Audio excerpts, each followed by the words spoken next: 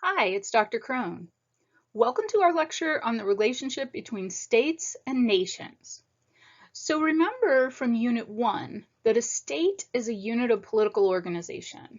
Essentially, the word state is a synonym for the word country, where there's a sovereign government that controls a specific geographical area.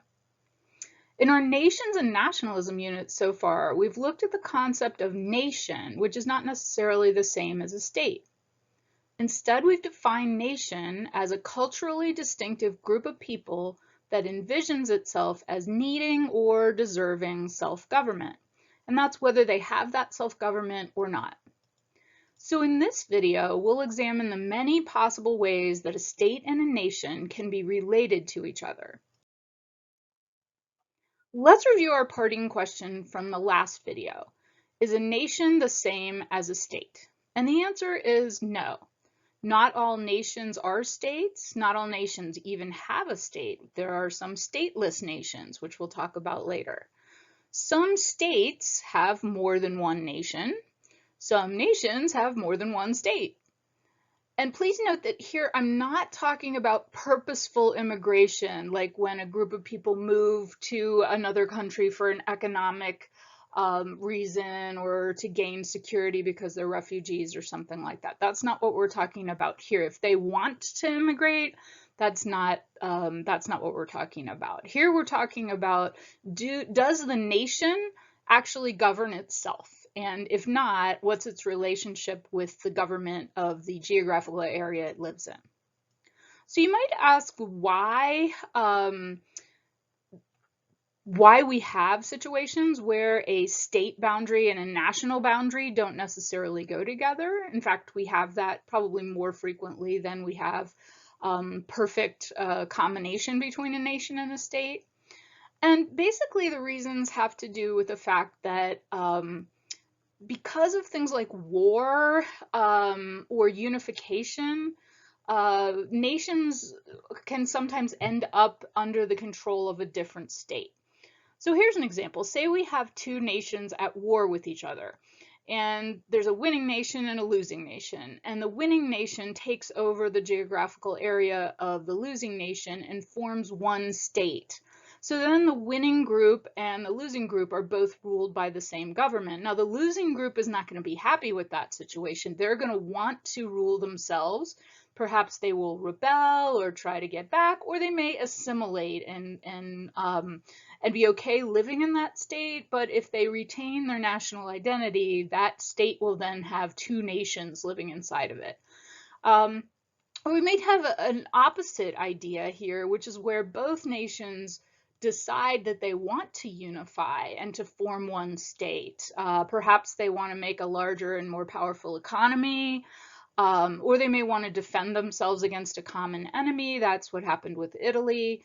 So there's all different reasons why we can have different nations within a same state, or we can have states that have or nations that are that exist beyond the boundaries of a state. So what we're going to do is look at the different combinations that can be possible with these things. And as you can imagine, or I hope you can imagine by thinking a little bit critically, that these are the kinds of things that cause significant political issues and conflict within states, is whether or not the nations within their state are coexisting happily or not. So for our purposes, we're going to look at 8 different types of relationships between a nation and a state. For the rest of this video, you're probably going to want to refer to a handout you can find on Blackboard. So I suggest that you pause the video now and download the handout so you can follow along. It's located in the same Blackboard unit as you found this video in. And on that handout, you'll find 8 diagrams and 8 descriptions that go with that diagram. And it's basically a matching exercise. So I do suggest that you read the handout and make an attempt at the matching exercise. I think it'll help you. It'll help this video be more helpful to you, essentially. This information is all going to be on the exam. So on this slide, I've reproduced the diagrams that show the relationships between states and nations. And what you have to understand here is that each diagram, the solid lines are state boundaries. And these are mostly imaginary. So, and they're, things that don't actually exist in nature, obviously. But here, just imagine this as a map where the solid lines are 3 different countries. And the dotted lines are national boundaries. So here we're going to see the ways that states and nations can interact and intersect. And in the rest of the video, we're going to look at each one of the 8 types, one slide at a time. So once you've completed that matching exercise to the best of your ability, go on with this video, and you might want to take some notes on it as well, and you'll be able to find out what these differences are, and also some examples of each. Okay, so the very first one we're going to look at is the perfect nation state. This is the easiest to understand, and this turns out to be B on your handout. So if you were working along and you said B looked like a perfect nation state to you, good job. And this is where the entire nation exists only within one state. We don't have a lot of examples of those in our country anymore, or in our world anymore, I guess, because of the modern world has had many, many wars and colonizations and things like that. But Japan is a really good example of that. So I have listed here our estimates of the racial and ethnic groups living inside Japan. And here you can see that it's almost 100% Japanese people. And the Japanese nation does not exist in any other country. Now, there is voluntary migration from Japan, of course. So there are Japanese Americans, there are Japanese Canadians, Japanese French people, etc. But here we're talking about where does the nation itself exist, and it only exists within the state of Japan. And we can see that partly because it's an island, and so it hasn't had the same ability to have its borders change as many other states have. Iceland is also an example, and there aren't too many more. There are probably some that you can come up with, and maybe the country you're going to choose to study is a perfect nation state, but these are more rare than some of the other types. Okay, the next kind of state-nation relationship is number F, or letter F, the multinational state. And this is where there's one state or country that has lots of different nations living in it, or more than 2 nations living in it. And some examples of this are China, Russia. Often they are very large countries that have in some way unified a bunch of different nations.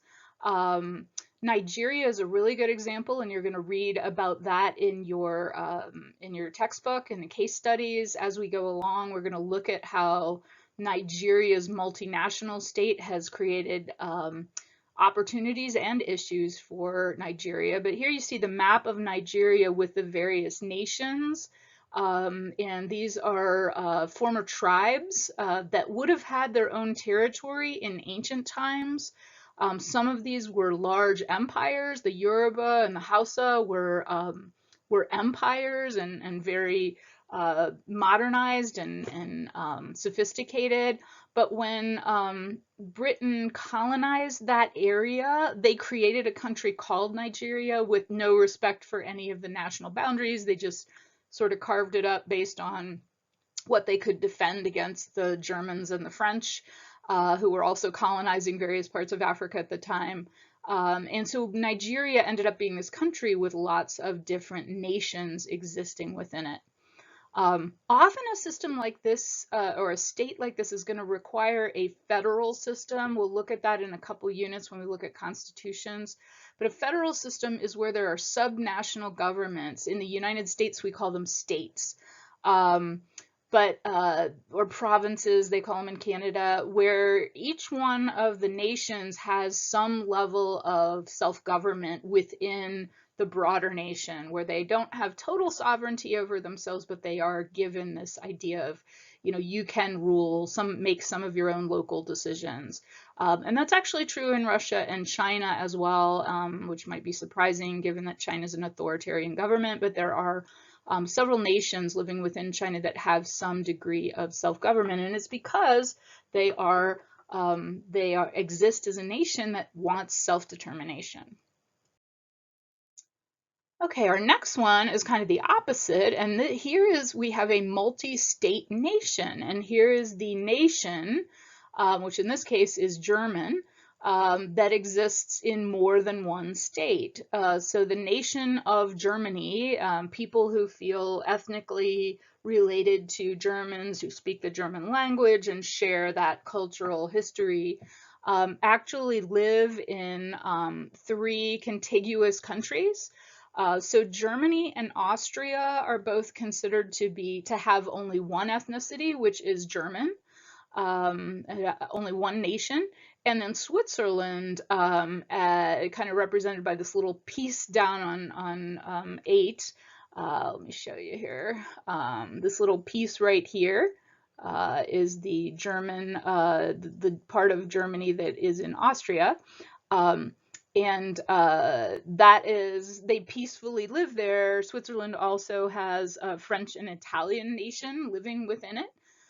So those are examples of a multi-state nation. You also have the Irish, which exist in 2 different nations, the Republic of Ireland and then Northern Ireland, which is part of the United Kingdom. So they're actually, this is somewhat common, and again, it's the result of wars and peace treaties and things like that. Our next example is a really interesting one. There aren't too many of these in the world either. Belgium is our great example of what's called a binational state. And this is a state that has 2 and only 2 nations living within it. Now, of course, they may have immigrants from all over the place, but in terms of that national geographic identity of this is where people like us live and we want to control ourselves in this location. There aren't too many states that have exactly 2 nations, but Belgium is one of them.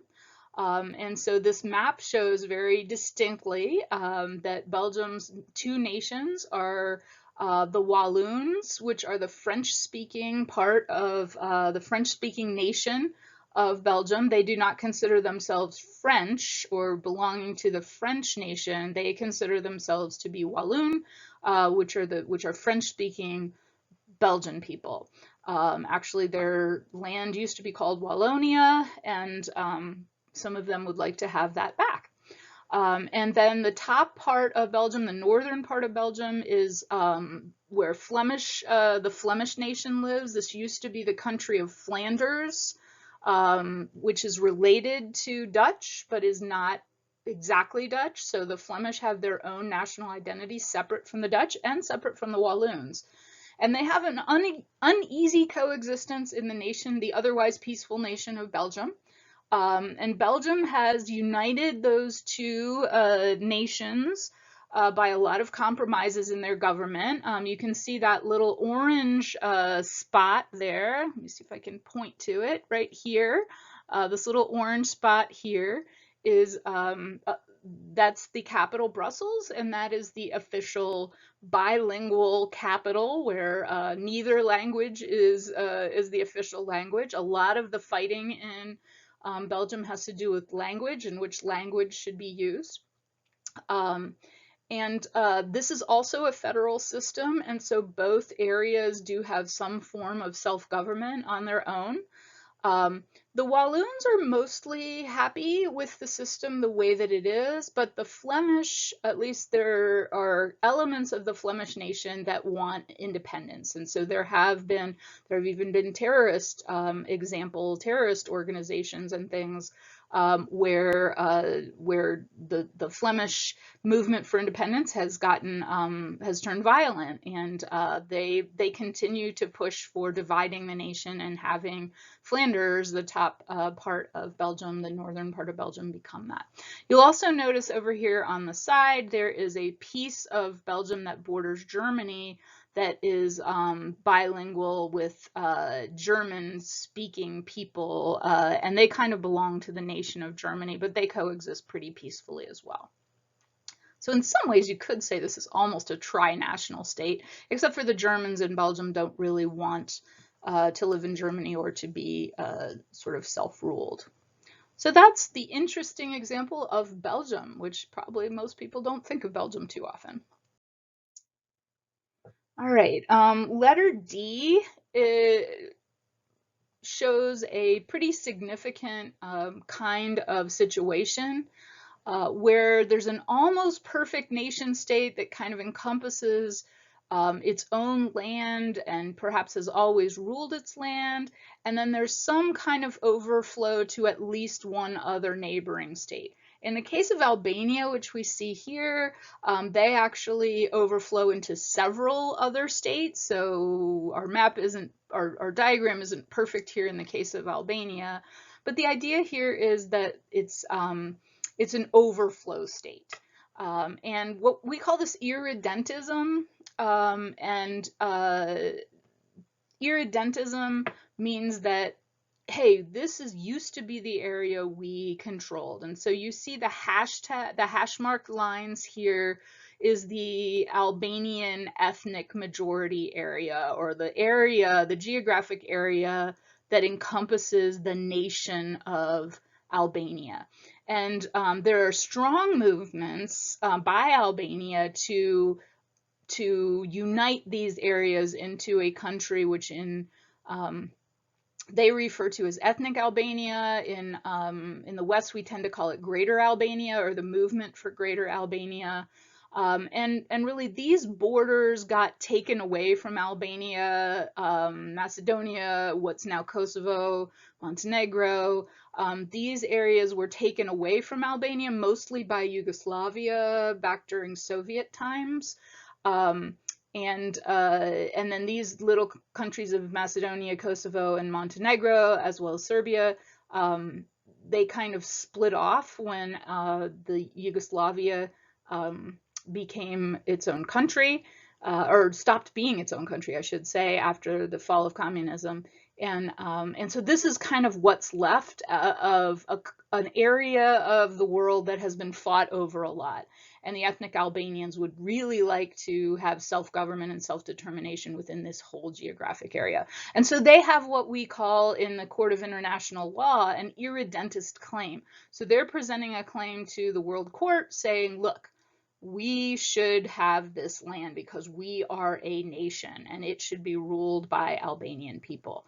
And of course, Macedonia and Kosovo, most of the people there kind of go along with it. Kosovo is a bit of an imaginary nation at this point anyway, or an imaginary state for various reasons. You can read the Wikipedia article if you want to learn more.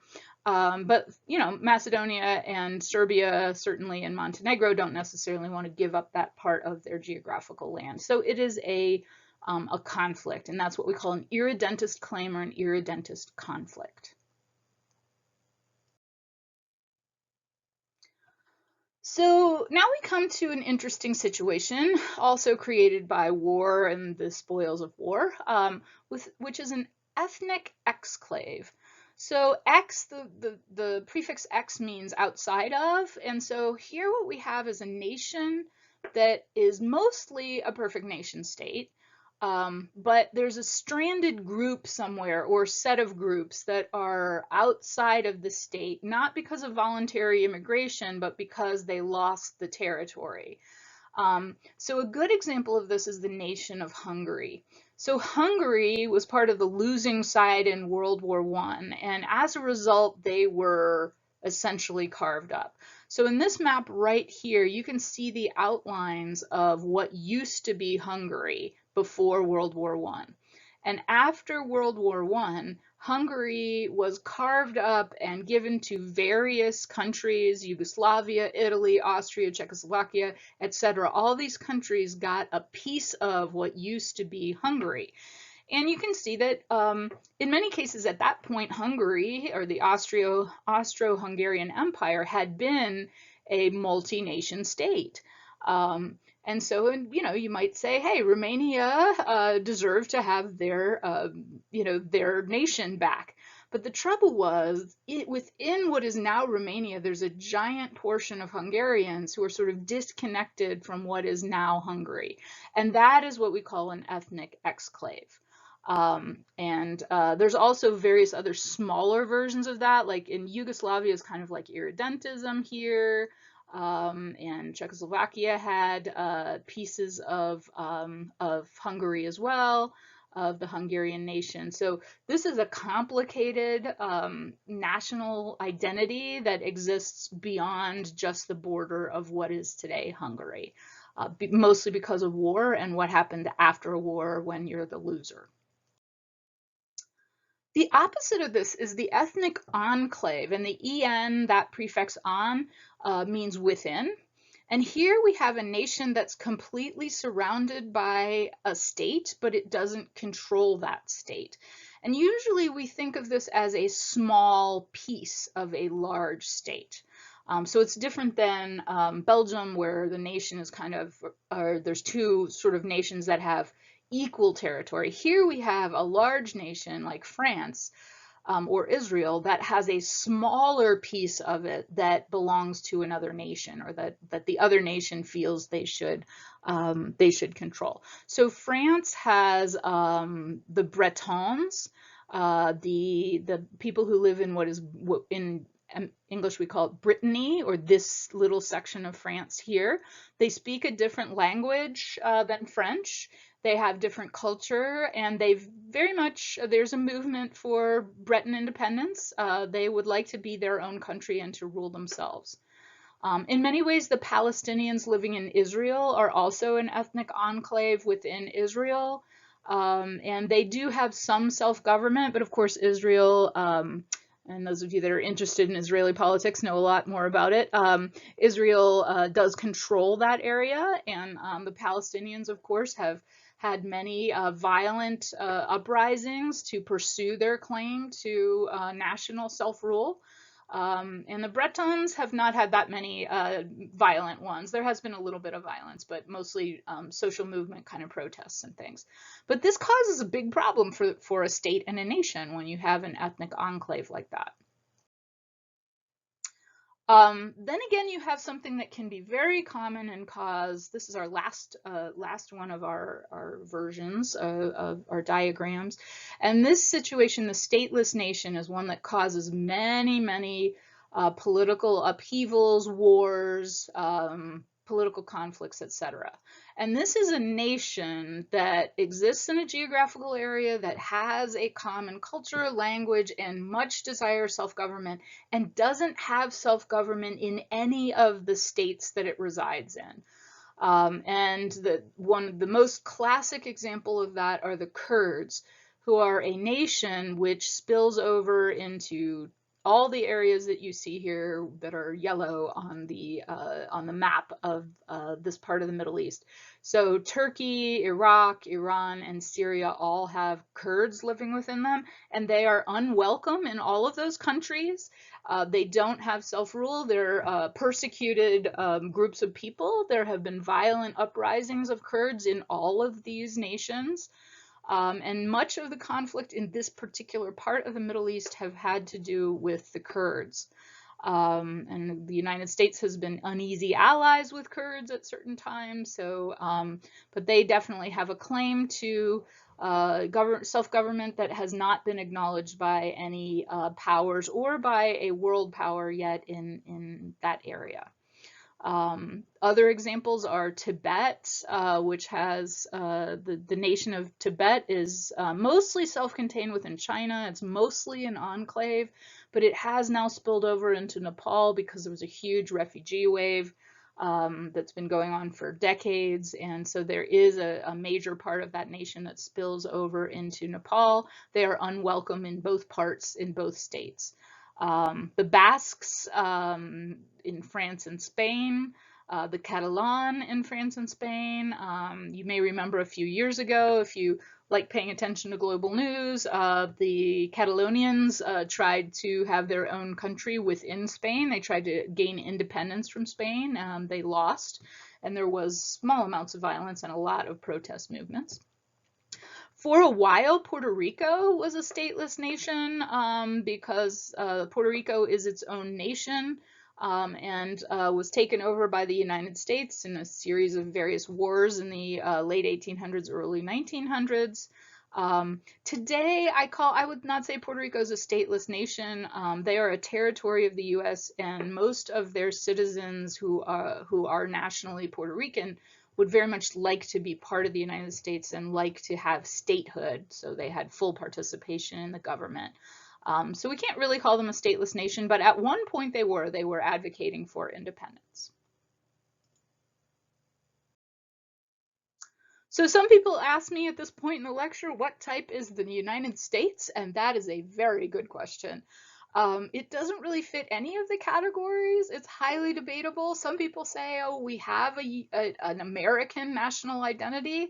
Other people say, no, we don't. So what I'd like you to do is just think about it. And there's no right or wrong answer to this. Think about posting on the discussion board what you think, what category you think the United States falls into, or maybe it's its own unique category. I'm interested in hearing what you guys think about that. So that's a good reminder to post to the discussion board this week. Don't forget to do that. This is our second video for the unit, so if you've watched both of them now, you're ready to go with the quiz and the discussion board. I look forward to reading along with you and posting along with you. Good luck to you with your work this week, and I'll see you next time.